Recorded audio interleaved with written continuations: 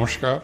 आज हमारे साथ पावर सेंटर दिल से दिल की बात में एक ऐसी विभूति, एक ऐसी शख्सियत मौजूद है जिनका जीवन अपने आप में एक बहुत बड़ा संदेश है। आप कारगिल युद्ध के नायक रहे हैं, भारत के थल सेना अध्यक्ष रहे हैं, अति विशिष्ट मेडल, परम विशिष्ट सेवा मेडल से आपको सम्मानित किया जा चुका है। आप हैं जनरल वीपी मलिक। नमस्कार सर। नमस्कार जी। स्वागत है आपका सर कार्यक्रम में। धन्यवाद सर, सबसे पहले तो ये आपका इतना लंबा सेना में रहा, करीब करीब 41 बरस आप रहे, तो इतनी शानदार कैरियर की क्या आपने अपेक्षा की थी जब आपने इसको एज ए कैरियर अपनाया? नहीं, देखिए, ये जो हम लोग मैंने जब ज्वाइन किया तो उस वक्त सोचा भी नहीं था कि इतना ऊंचे ओहदे पर भी पहुंच जाऊंगा। और फ़ौज इसलिए ज्वाइन की क्योंकि मुझे लगता था कि जो फ़ौजी हैं जिनको भी हम देखते थे तो वो बड़े स्मार्ट होते थे और उसमें एडवेंचर स्पिरिट होती थी, जगह जगह पर घूमने फिरने का उनको मौका मिलता था और सब लोग उनको सैल्यूट करते थे जी। तो ऐसी चीज़ें देखकर, और कुछ मेरी फैमिली में भी कई फ़ौजी थे तो उनका भी इन्फ्लुएंस हुआ, तो तब ये हमने फ़ौज ज्वाइन की। मैं 10वीं क्लास में था जब मैंने फ़ैसला किया कि मैं एनडीए में जाऊंगा, नेशनल डिफेंस एकेडमी में, 1955 में, और उसके लिए एग्ज़ाम दिया और 10वीं क्लास भी और एनडीए का एग्ज़ाम भी दोनों एक ही समय पर मैंने पास किया और तब से करियर शुरू हुआ। 4 साल ट्रेनिंग की, 3 साल खड़गवासला में, 1 साल देहरादून में, और फिर उसके बाद में कमीशन मिली और जैसा कि आपने बताया 41.5 ईयर्स तो मैं चीफ़ बन गया। और ये चीफ़ बनने का तो कोई सपना नहीं देख सकता फ़ौज के अंदर। ये किस्मत भी होती है साथ में, और लोगों का जो आपको एग्जामिन करते हैं, आपको देखते हैं, ये आपको सपोर्ट करते हैं, उनकी भी ब्लेसिंग होती है। सर, ये कितना चुनौतीपूर्ण रहा आपका, इतना ये 41.5 बरस का जो आपने सेना में काम किया, कितना चैलेंजिंग और कितना टफ था ये? फौजी का करियर हमेशा ही चैलेंजिंग होता है। ट्रेनिंग से शुरू करते हैं तब भी कई बार लोग ट्रेनिंग जब नहीं सह सकते तो वो छोड़ के चले जाते हैं, तो चैलेंज तो शुरू से ही होता है। और कमीशन के बाद में सबसे पहले चैलेंज जो मैंने देखा वो 1962 की लड़ाई में था।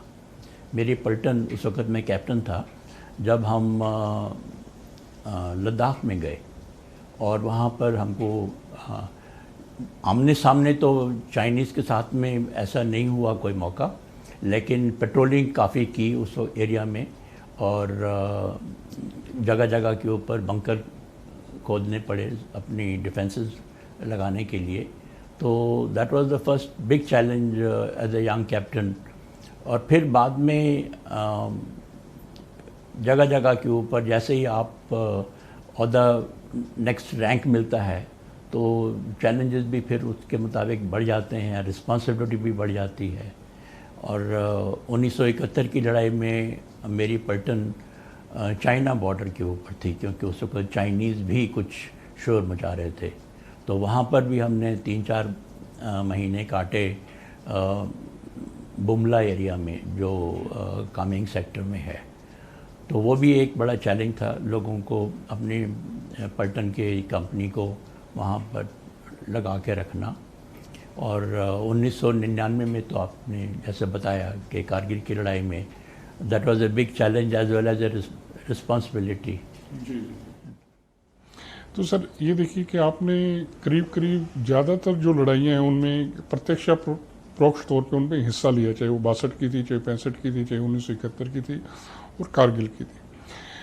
तो शुरुआत में सर, जब 62 में कहते हैं कि इतना भारतीय जो सैनिक क्षमता है वो शायद इतनी मजबूत नहीं थी उस दौरान, क्योंकि देश को आज़ाद हुए भी ज़्यादा समय नहीं हुआ था। और उसके बाद जब वो कारगिल, तब सर हम कितने सक्षम हो गए थे लड़ाई के लिए, या कितने हम तैयार थे इन सब के लिए? आपका जवाब देने से पहले मैं कुछ और थोड़ा अपने करियर के बारे में बताना चाहता हूँ कि करियर के दौरान में मुझे ये काउंटर इंसर्जेंसी और काउंटर टेररिज्म के का भी बहुत एक्सपीरियंस मिला। मैंने पलटन कमांड की नागालैंड में, और फिर ब्रिगेड के टाइम के ऊपर ऑफ ब्लू स्टार में, ब्रिगेड कमांडर के ऑफ ब्लू स्टार में हिस्सा लिया। फिर एज ए डिव कमांडर मैं नागालैंड में गया, फिर दोबारा, और डिवीज़न वहाँ से लेकर कश्मीर में गया। और 1993 में 93-95 तक मैं पंजाब में था as a corps commander in Jalandhar. So that is all that experience जो आपने पूछा मेरे से। और सक्षम होने की बात बहुत फ़र्क पड़ गया है। जितने भी हम 1962 में तो हमारी पूरी फ़ौज की तरफ एटीट्यूड अलग थी, और उस वक़्त की लीडरशिप समझती थी कि फ़ौज की ज़रूरत भी नहीं है ज़्यादा। तो उस तरीके से उन्होंने जो हमारी स्ट्रेंथ थी फ़ौज की उसको रिड्यूस कर दिया और कई कामों में लगा दिया। जैसे किसी ने सोचा कि फ़ौज को अपने घर बनाने के लिए अम्बाला में लगा दो, तो वो भी ऐसे कामों में लगाया। तो तब से अब तक ना सिर्फ अपनी गवर्नमेंट की सोच में, अपनी पब्लिक की अपनी सोच में, और फ़ौज को सक्षम बनाने की जो कोशिश रही है, चाहे वो मैं कहूँगा कि ऐसा रही है, लेकिन होती गई है। फ़ौज ज़्यादातर जो है डिपेंड करती है अपनी हथियारों के ऊपर। हमारे जो जवान हैं वो हमेशा से ही बहुत बहादुर समझते हैं। मैं समझता हूँ कि शायद वैसा जो जवान है कहीं दुनिया में नहीं, और ये मेरा पर्सनल एक्सपीरियंस भी है। 1962 में हमने देखा रिजांगला में जिस तरीके से हमारे जवानों ने काम किया, और बहुत ही बहादुरी के साथ में एक कंपनी कमांडर के नीचे काम किया। तो टेक्नोलॉजी की वजह से हम लोगों को हथियारों में चेंज होता रहता है, हमारे इक्विपमेंट में चेंज होता रहता है, और वो सबको सीखना पड़ता है। और सो उस वक्त की जो फ़ौज थी, जिस किस्म का इक्विपमेंट था, वो मैं समझता हूँ कि वहाँ से आज तक तो एक ज़मीन आसमान का फ़र्क पड़ गया है। टेक्नोलॉजी में अभी हम लोग काफ़ी आगे बढ़ गए हैं। हथियार जो हमारे पास हैं वो बहुत अच्छे हैं। मैन पावर हमेशा ही अच्छी थी, ह्यूमन रिसोर्स हमारा हमेशा ही अच्छा था, लेकिन इक्विपमेंट वगैरह। दूसरी बात ये मैं बोलूँगा कि गवर्नमेंट की पॉलिसीज़ के ऊपर बहुत डिपेंड करता है। अभी पिछले कई सालों में मैंने देखा है कि पहले हम लोग एक रिएक्टिव फ़ौज करते थे, डिफेंसिव के ऊपर ज़्यादा करते थे, लेकिन अब जो है कई सालों से हम देख रहे हैं कि हम प्रोएक्टिव भी हो गए हैं। जैसे आपने देखा होगा कि जब पुलवामा का इंसिडेंट हुआ, तो हमारी एयरफोर्स ने बालाकोट में जाकर, जब उरी का इंसिडेंट हुआ था, तो हम लोग LOC के पार चले गए थे और उनके ठिकानों के ऊपर हमने वहाँ पर उनको नुकसान किया। तो अभी जो प्रोएक्टिव एटीट्यूड हो गई है, पॉलिसी में जो चेंज आया है, एक तो वो बहुत बड़ा चेंज समझता हूँ। दूसरा चेंज समझता हूँ कि टेक्नोलॉजी का जो आया है ये भी काफ़ी, और अभी हम आत्मनिर्भरता कर रहे हैं, तो ये भी एक बहुत बड़ा चेंज है। और इतने सालों के बाद में, इतने एक्सपीरियंस के बाद में, अब मैंने देखा है कि सरकार जो है आत्मनिर्भरता के ऊपर ज़ोर दे रही है, क्योंकि नेशनल सिक्योरिटी के लिए हम लोग बाहर के देशों के ऊपर नहीं डिपेंड कर सकते।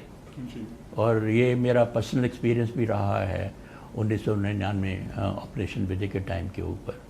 तो बदलाव तो बहुत आ गए हैं। जी सर, एक सेना में हथियारों की खरीद, विमानों की खरीद बहुत सी कंट्रीज़ में कंट्रोवर्शियल रहती हैं, और भारत भी अपवाद नहीं है। ले दे के इस पर भी बहुत दफ़ा उंगलियां उठती हैं कि ट्रांसपेरेंट है, नहीं है, कुछ करप्शन हो रहा है, नहीं हो रहा है। तो बोफोर्स की बात कर लीजिए, चाहे राफेल की बात कर लीजिए, हालांकि सुप्रीम कोर्ट ने उसमें क्लीन चिट दी। तो आपका सर इतना लंबा अनुभव रहा है, क्या इसमें कुछ करप्शन वगैरह होता है, ये सिर्फ बेबुनियादी बातें हैं? देखिए, पहले भी तो समझने की बात यह है कि जो फ़ौज है उसका काम होता है एक वेपन सिस्टम की टेक्नोलॉजी को देखना और कि वो किस तरीके से काम करता है, उसकी इफ़ेक्टिवनेस को देखना और उसको टेस्ट करके देखना, वहाँ तक हमारा काम है। हम लोग सोचते हैं कि कौन सा हथियार चाहिए हमको, वो किस किस्म का होना चाहिए, उसकी क्या टेक्नोलॉजी होनी चाहिए, और फिर हम उसको टेस्ट भी करते हैं। उसके बाद में ये जो काम जो खरीद की प्रक्रिया process of procurement, financial process जो है, उसमें हम लोग नहीं जाते हैं। वो जो होता है, एक प्राइस नेगोशिएशन कमेटी होती है जो मिनिस्ट्री से बनाते हैं, वही लोग उसको आगे प्रोसेस करते हैं, उसमें हमारा कोई हाथ नहीं रहता है। तो जो भी हमने परचेजेस किए बाहर से, चाहे वो उसमें कंट्रोवर्सी थी या नहीं थी, हमने बोफर्स को उस वक्त ही बता दिया था कि ये अच्छा वेपन सिस्टम है। उसके बाद में हमारा कोई रोल नहीं था कि वो कितने रुपए की गन आती है या कितने डॉलर्स की गन आती है या कितनी, वो सब फिर प्राइस नेगोशिएशन कमेटी जो मिनिस्ट्री ऑफ डिफेंस बनाती है वही करती है। और वो जो ऑपरेशन विजय हुआ सर, उसमें बोफोर्स ने साबित भी किया अपनी जो मारक क्षमता है। जी हाँ। जी कि वो फैसला सही था बोफोर्स को। नहीं, बोफोर्स एक बहुत अच्छी गन है और अभी हम उसको अपग्रेड भी कर रहे हैं। तो हमारे पास टेक्नोलॉजी भी थी उसकी टेक्नोलॉजी दी थी, हमने खरीदी थी, लेकिन क्योंकि वो कंट्रोवर्सी में पड़ गए तो उस टेक्नोलॉजी का इस्तेमाल नहीं किया हमने इतने साल। वो सिर्फ कारगिल की लड़ाई के बाद में फिर हमने उसका इस्तेमाल करना शुरू किया। जी, आप सर इतने बड़े पद पे, यानी कि सर्वोच्च पद पे ही सेना में आप रहे हैं, तो इस कारण से आपका राजनेताओं से, गृह मंत्री से, रक्षा मंत्री से, प्रधानमंत्री से भी एक रास्ता रहता है अलग अलग।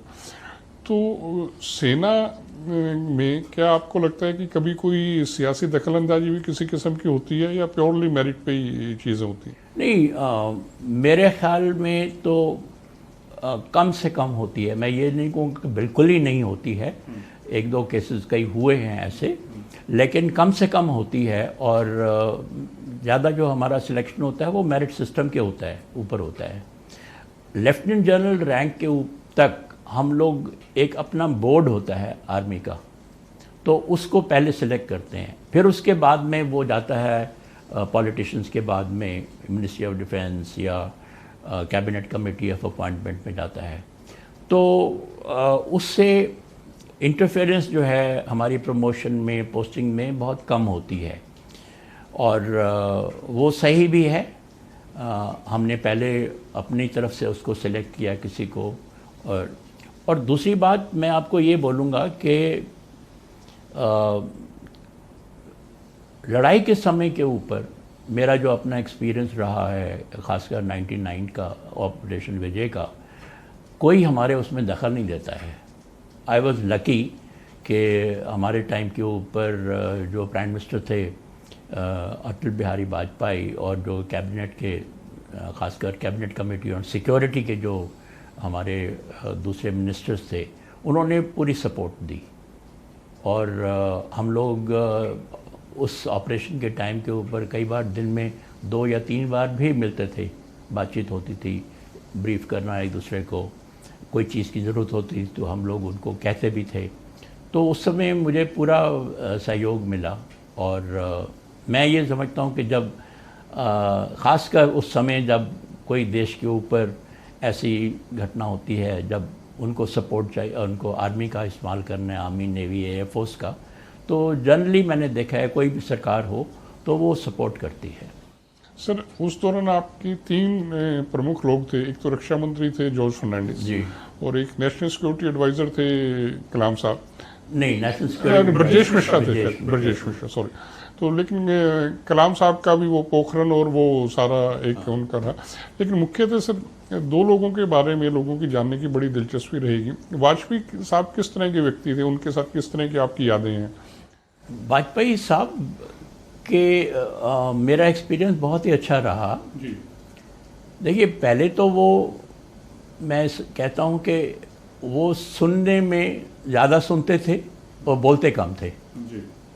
और कई बार जब वो सुनते थे और आंख बंद कर लेते थे तो दूसरा आदमी समझता था कि शायद सो गए हैं, लेकिन ऐसा नहीं था।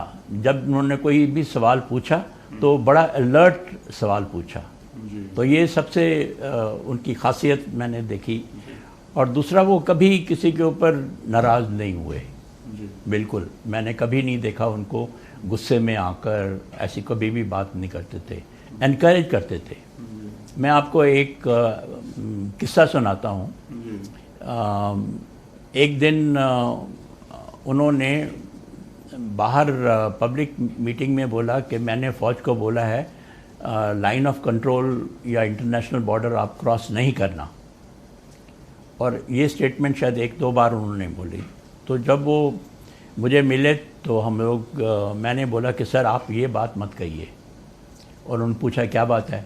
मैंने कहा अगर हम लोग लाइन ऑफ कंट्रोल ये जो कारगिल में जो हुआ है हम उसको ठीक नहीं कर सकते तो हमको लाइन ऑफ कंट्रोल या इंटरनेशनल बॉर्डर कहीं ना कहीं क्रॉस करना पड़ेगा। और फिर मैं आपके पास आऊँगा तो आपके पास क्या जवाब होगा।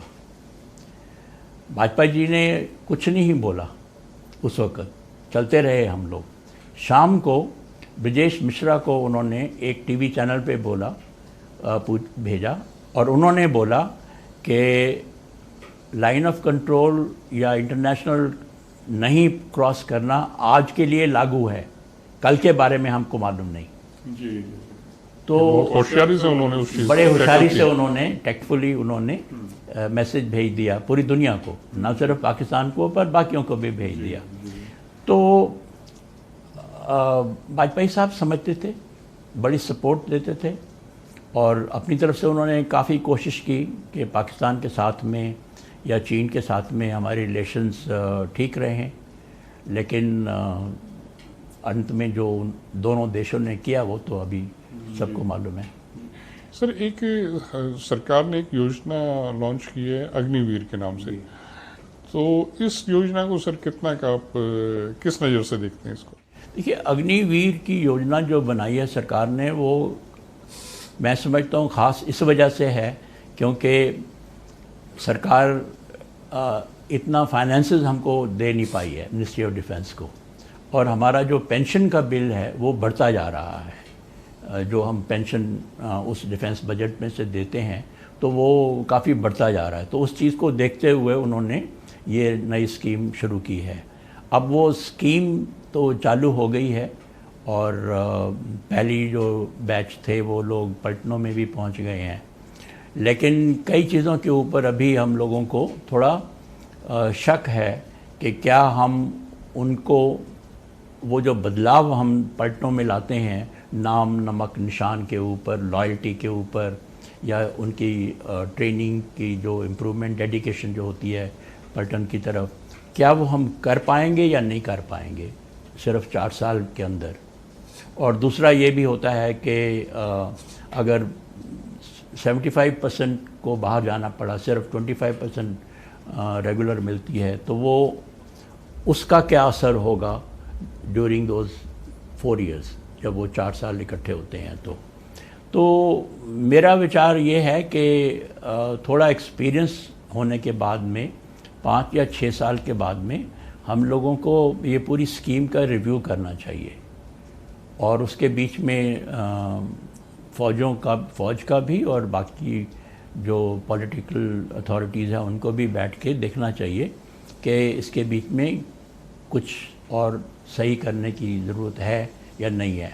फॉर एग्ज़ाम्पल मैंने बताया आपको कि 4 साल के बजाय हम लोग 6 या 7 साल टेन्योर कर सकते हैं। और दूसरा, इंस्टेड ऑफ टेकिंग 25% हम लोग उसको बढ़ा के 50% कर सकते हैं। तो इस चीज़ के लिए विचार करने के लिए हमको रिव्यू करने की ज़रूरत है। एक सर, केंद्र सरकार ने फैसला किया कश्मीर से धारा 370 हटाने का, तो उसके बाद कश्मीर में क्या बदलाव आया आपके ख्याल से? ये मैं समझता हूँ कि बहुत ही अच्छा बदलाव लाया गया है पॉलिटिकल लेवल के ऊपर और it has caused strategically, I call it strategic disruption जो कर दी है। और उसमें पूरे भारतवर्ष को इसमें काफ़ी कॉन्फिडेंस मिला है और कश्मीर की सिचुएशन में तो खासकर बहुत बदलाव आ गया है। ठीक है, कुछ ना कुछ इंसिडेंट होते रहे हैं, अभी भी कुछ दिन पहले कुछ इंसिडेंट हुए हैं, लेकिन इसका मतलब ये नहीं कि वो बदलाव नहीं आया है, बदलाव बहुत आ गया है।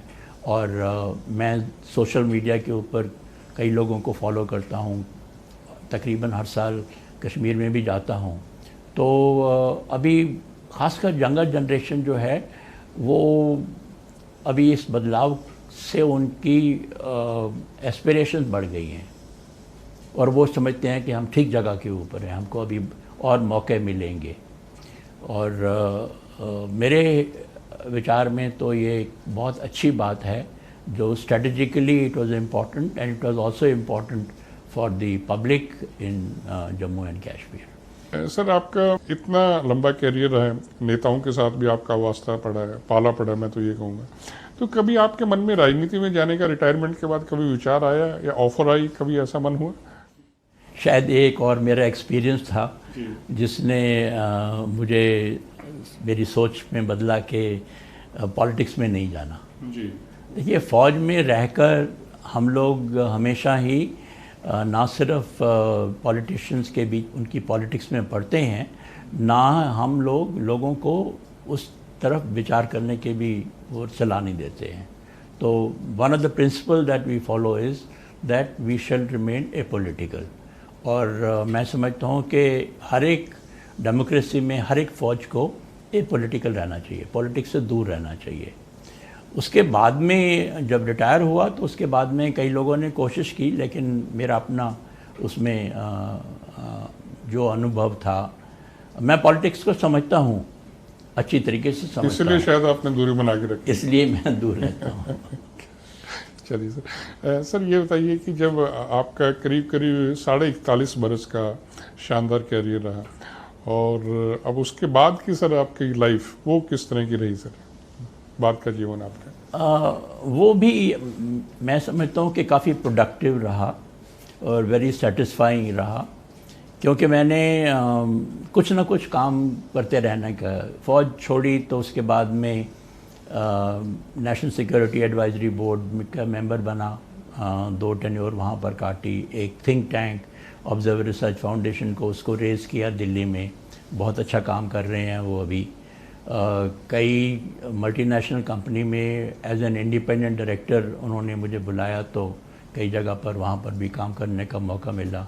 Lecture not only in India, बाहर भी, बाहर की कंट्रीज़ में 2 किताबें भी लिख दी और कई बार न्यूज़पेपर या मैगज़ीन में भी अपने लेख दिए।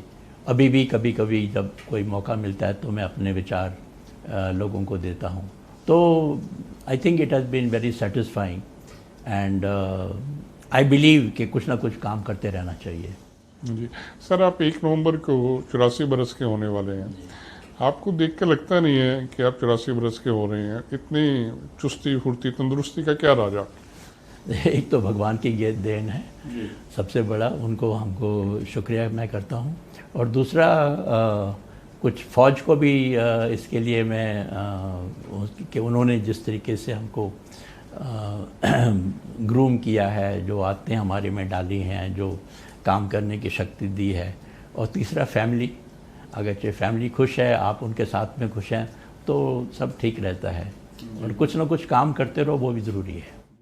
सर, जब कभी आपको फुर्सत मिल जाती है, थोड़ा खाली वक्त मिल जाता है, तो क्या हॉबीज़ हैं, आप कैसे वक्त गुजारना पसंद करते हैं? पहले तो जब मैं यंग था तो काफ़ी स्पोर्ट्स में उसमें था, फुटबॉल खेलते थे, बाकी भी बैडमिंटन, और फिर बाद में रिटायरमेंट के बाद में काफ़ी साल गोल्फ भी खेलते रहे। अभी मैंने कई सालों से सुबह और शाम को वॉक के लिए जाना शुरू किया है। तो वो सुबह की वॉक, अर्ली मॉर्निंग वॉक, और शाम को उससे थोड़ी, लेकिन वो मुझे ठीक ठाक रखती है, खुश रखती है और सेटिस्फाई रखती है। जी, तो सर फिल्में देखने का भी शौक़ रहा है आपको?